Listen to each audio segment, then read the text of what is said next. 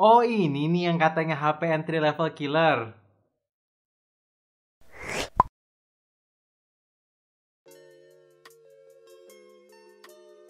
So guys, welcome back to Updated ADN Channel. Nama gue Greg. Jadi akhirnya HP yang udah banyak kalian request resmi juga di Indonesia. Ya, sertifikat TKDN-nya udah dapet di akhir tahun 2020 kemarin, tapi somehow baru masuk di awal tahun 2021. Jadi pertanyaannya, apakah Poco M3 ini layak dinanti-nantikan? Karena kalian tahu juga lah ya, ada beberapa fitur yang nggak expect bisa hadir di kelas entry level. Jadi langsung aja gue bahas kekurangan kelebihannya selama 1 minggu pemakaian. Let's check it out. Desain layar di HP ini masih menggunakan water drop notch, belum menggunakan punch hole yang mungkin beberapa dari kalian ada yang suka atau enggak.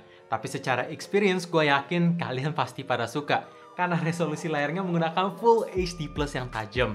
Ditambah warna IPS LCD-nya pun menurut gua masih oke. Warnanya keluar dan dipakai nonton pun cocok banget.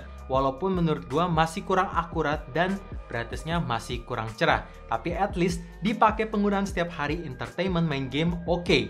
Dan ngomongin entertainment, HP ini support Widefine L1. Jadi kalian bisa streaming resolusi tertinggi di Netflix. Terakhir, untuk proteksi layarnya sudah ada Corning Gorilla Glass 3 plus dapat free screen protector bawaan ya. Dan sekarang gue akan bahas desain belakang HP ini. Ada dua finishing berbeda. Pertama-tama kalau kalian lihat secara dekat di bagian bawah, ada tekstur kayak leather yang kalau disentuh ini berasa ada tekstur tapi halus. Dan kalau kalian lihat ke atas, ada finishing mengkilat plus tulisan Poco. Mungkin ada beberapa kalian yang suka, mungkin juga ada yang tidak. Tapi secara overall design menurut gua ini beda sih, apalagi untuk kelas entry level. Dan untuk bahan material polikarbonatnya pun menurut gua masih tergolong solid. Apalagi pinggir kiri kanan juga sudah dibuat melengkung atau 3D curve, sehingga kalau mau dipakai satu tangan masih oke sih, menurut gua enak aja. Untuk pertama kalinya ada HP kelas entry level yang mengadopsi chipset dari kelas mid-range, yaitu Poco M3 ini. Secara chipset ini dipakai adalah Qualcomm Snapdragon 662 dengan sistem fabrikasinya itu 11 nanometer. Untuk AnTuTu skornya bisa hit di angka 189 ribuan, yang memang sih masih kalah kalau mau dibandingin sama Helio G85 kemarin. Tapi secara performance in real life menurut gua, Snapdragon 662 ini bisa menawarkan performa yang stabil dan bagus. Dipakai game PUBG, kebuka setting grafik di smooth dengan opsi frame rate tertinggi mentok di high yang konsistensi FPS-nya masih bagus. Frame drop signifikan jarang gua rasain dan untuk suhu ini adem banget. Terus, game kedua yang gue coba adalah Mobile Legends. Settingan tertinggi mentok di high dan belum bisa high frame rate mode. Tapi ketika kalian lagi main di kondisi rame yang kayak ada minion, lagi ulti banyak jurus, itu frame drop signifikan gak berasa alias tidak ada patah-patah. Intinya Snapdragon 662 di HP ini sih bagus. Software di HP ini run di Android 10 dengan tampilan antarmuka menggunakan MIUI 12 plus tema Poco Launcher 2.0. Jadi fitur-fitur yang kalian tahu dan suka tentu tersedia. Contoh, Control Center sudah mengadopsi desain terbaru yang keren. Duplikasikan aplikasi beberapa chat atau social media tersedia. Second space tersedia dan kalian bisa hide apps di app drawer. Pokoknya seperti MIUI yang kalian tahu lah. HP ini punya kapasitas baterai sebesar 6000 mAh. Yang untuk beratnya menurut gua masih oke di 198 gram. Selanjutnya, HP ini bisa bertahan berapa lama dalam sekali ngecharge? Well, gua udah pakai main game PUBG 4 jam, scrolling Instagram 2 jam 8 menit, nonton YouTube 2 jam, dan nonton Netflix 2 jam 17 menit, total bisa dapat screen on time 12 jam 25 menit yang menurut gua ini awet. Ya, udah dipakai gaming sampai 4 jam loh. Gokil sih. Kalau kalian pakai dengan penggunaan yang lebih santai, mungkin bisa bertahan 1,5 hari, bahkan sampai 2 harian lebih dalam sekali ngecharge. Hal ketiga yang bikin gue surprise setelah kualitas layar dan performa yang ditawarkan ada dalam soal charging. Emang kenapa bang? HP ini support 18 watt fast charging. Tapi kan udah ada dari Redmi 9. Iya memang, tapi yang bikin beda kali ini, brick charger fast chargingnya sudah di-include di dalam box pembelian. Akhirnya gitu kek, Redmi 9 kan nggak dapat, Redmi Note 7 juga nggak dapat. Akhirnya Xiaomi belajar dari kesalahan sehingga bisa di-include di dalam box pembelian untuk brick fast chargingnya. Lanjut, untuk pengisian daya isi ulang dari angka 6 sampai 100% itu butuh makan waktu 2 jam 38 menit yang menurut gue masih tergolong cepat. Apalagi kapasitas baterainya kan 6000 mAh ya. Itu dengan catatan dibiarin nge-charge saja dan dalam kondisi airplane mode. Terakhir, untuk port charger sudah pakai Type-C yang kekinian.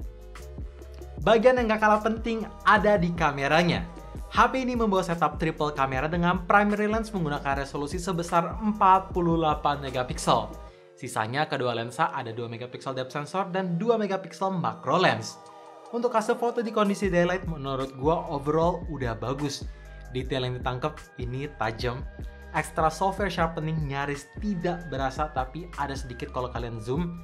Terus untuk dynamic range bagus, hanya aja dalam soal shadow ini menurut gua masih kurang karena shadow yang ditangkap itu masih belum bisa menangkap objek yang lebih kelihatan bentuknya kalau kalian zoom ya. Kalau dilihat secara overall masih bagus, tapi hanya aja kalau di shadownya lebih di-improve mungkin menurut gua bakalan juaranya kelas entry level sih. Lanjut untuk low lightnya, pasti banyak pertanyaan dari kalian. Apakah bagus? Apakah resolusi 48 megapiksel sekedar resolusi aja? Jawabannya, ketika kalian mau foto tanpa fitur night mode, detailnya sih memang kurang tajam. Oleh karena itu, gue saranin nyalain fitur night mode.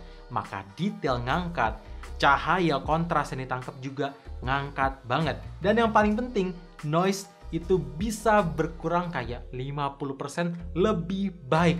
Jadi gue surprise sih HP ini punya fitur night mode padahal HP kelas entry level. Nice! Untuk hasil foto resolusi 8 megapiksel kamera depan di HP ini menurut gue ya oke lah, standar seperti HP-HP entry level lainnya. Kalau misalkan kalian mau selfie di tempat kondisi cahaya yang mencukupi, memang detailnya tajam, bagus.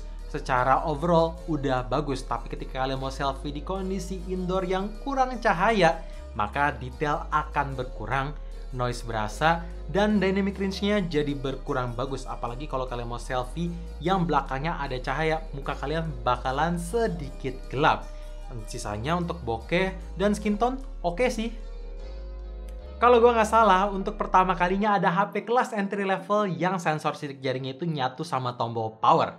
Alias Poco M3 mengadopsi side fingerprint dengan performa unlock yang cukup cepat plus cukup akurat. Kenapa gue bilang cukup akurat dan cukup cepat? Karena sekarang ini ketika gue mau unlock pakai sidik jari, screen response time-nya itu ada delay 1-2 detik yang menurut gue ya cukup kurang bagus saja.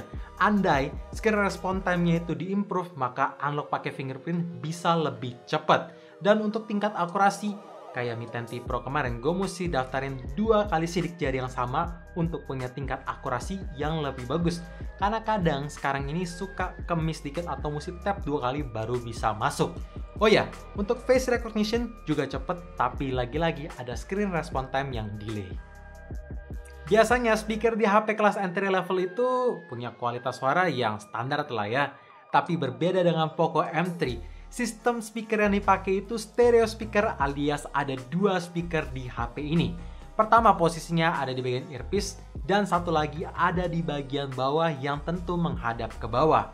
Overall untuk kualitas suaranya menurut gua ini keras, treble berasa, clarity berasa dan bassnya masih cukup terdengar. Jadi biar kalian gak penasaran langsung gue pasangin live test di volume 100%. Make sure kalian pasang earphone ataupun headset supaya bisa mendapat kualitas gambaran HP ini.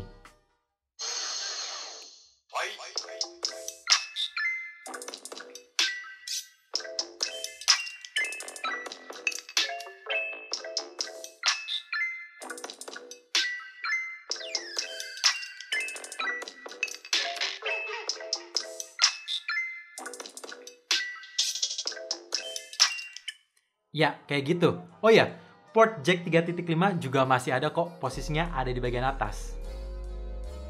Fitur kesukaan Mi Fans juga bisa hadir di HP ini, yaitu IR Blaster. Buat kalian yang belum tahu fungsinya bisa apa, biar gue jelasin.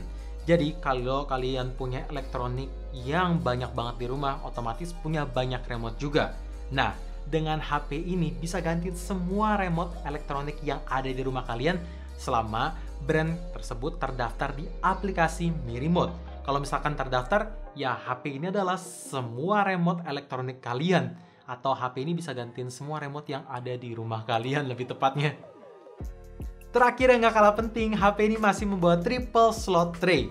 Jadi kalian bisa taruh 2 nomor bersamaan yang support dual 4G plus VoLTE asalkan providernya support, dan nambahin memori menggunakan microSD sampai 512 GB. Jadi udah bebas upgrade. Dan mungkin buat kalian beberapa yang penasaran apakah HP ini support 5G, jawabannya tentu enggak lah, ini kan HP kelas entry level. Oke, gue udah bahas semua kelebihan yang ada di HP ini. Tapi tentu pasti penasaran dong apa kurangnya. Karena setiap smartphone kan tidak ada yang sempurna. Langsung aja kekurangan pertama. Kebetulan unit yang sekarang gue pegang ini punya touch responsitivity yang kurang baik alias ada touch delay. Ini berasa ketika gue pakai scrolling di home screen, scrolling Instagram, social media, dan kalau dipakai game FPS sangat berasa. Jadi gue berharap semoga Xiaomi atau Poco Indonesia bisa menyelesaikan lewat software update mendatang. Karena touch responsitivity ini cukup ngeganggu sih. Satu fitur favorit gue dari Xiaomi Group yang biasa dikasih untuk HP-HP yang masih menggunakan IPS LCD tidak tersedia. Ya, HP ini tidak punya LED notification. Jadi ketika ada notifikasi baru yang masuk, gue nggak tahu kecuali gue ngecek manual. Memang sedih sih, gue berharap semoga di Poco M4 atau Poco M5 LED notification bisa dibawa, kayak sangat membantu soalnya. To be honest, ini bukan kekurangan yang deal breaker sama sekali, tapi alangkah lebih baiknya daripada Xiaomi kasih lensa macro lens yang jarang kepake, ya mending bawa lensa ultrawide di HP ini, karena bisa menangkap objek yang lebih luas. Dan sensor primary lens yang ada di HP ini menurut gua udah lebih dari capable untuk menangkap objek secara dekat, atau bisa menggantikan lensa macro lensnya, karena hasil foto pun nggak kalah bagusnya, bahkan lebih tajam dibanding lensa macro lensnya. Ya walaupun nggak bisa menangkap objek dari jarak 5 cm, tapi ya bisalah gantiin. Dan menurut gua sendiri, ultrawide itu bakalan lebih sering kepake daripada lensa macro lens ya. Oh ya, seperti ciri khas MIUI, HP ini masih ada iklan yang disematkan di dalam aplikasi bawaan. Jadi ya nggak gimana-gimana sih, walaupun kalian nggak suka, tapi demi memberikan performa dan harga terbaik ya harus dilakukan. Ya ibaratnya win-win solution walaupun gue sendiri kurang srek. Kekurangan terakhir ini sangat-sangat wajar untuk HP kelas entry level. Tapi kenapa di-mention juga bang? Jawabannya gini, menurut gue karena HP ini punya slogan entry level killer, kenapa nggak sekalian bikin kalah semua kompetisi yang ada di kelas entry level, yaitu dengan membawa EIS di kamera belakang. Karena zaman sekarang, anak-anak muda pun sering nge-record langsung dari HP mereka. Kalau misalkan nggak stabil, ya kurang oke aja. Jadi gue berharap semoga EIS bisa tersedia lewat software update mendatang. Walaupun, again, ini kekurangan bisa sangat dimengerti. So guys, itu dia video review 1 minggu bersama Poco M3. Kesimpulannya, dengan segala fitur kejutan yang ada dan penantian yang cukup lama, apakah HP ini layak dibeli? Jawabannya tentu sangat layak. Jadi kalau misalkan kalian lagi cari HP entry level di harga segini, ya langsung aja beli. Daripada nanti nggak kebagian, kan rugi. Gue berharap sih nggak goib. Tapi kalau misalkan antisipasi goib, ya siapa cepet langsung beli. Jadi kalau ada stok tersedia, ya langsung beli aja. So thank you for watching. Jangan lupa like dan subscribe channel ini. Sekaligus kalian notifikasinya juga supaya kalian tahu kapan video baru diupload. And as always, stay safe, stay healthy, dan stay updated with up to date.